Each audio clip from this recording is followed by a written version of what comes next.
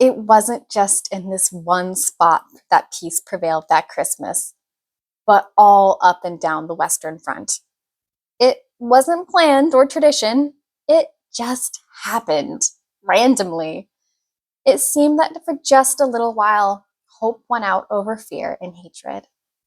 On that day, instead of digging trenches, all the soldiers dug graves. A Frenchman would call to a German when he found one of his comrades, and vice versa. Soon enough, it didn't really matter what side you were on. The dead were the dead. They deserved respect and as much care as could be afforded. If you found someone who needed to be laid to rest, you got the job done, no matter your nationality.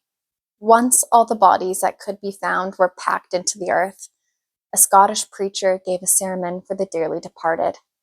Although the majority of the German and French men in attendance couldn't understand the words he spoke, they understood the message and bowed their heads in prayer alongside their British counterparts.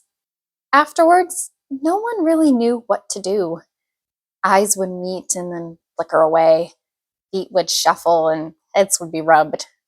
Then someone offered another cigarette. Another shared an old, stale roll of bread. A German told an Englishman that before the war he had visited London with his family and found the city beautiful.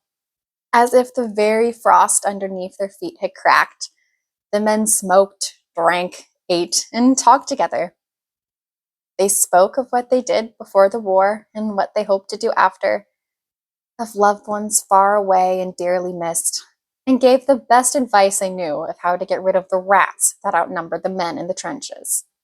Someone, somehow, pulled from somewhere a football, and before long an impromptu game broke out between the Allies and the Germans.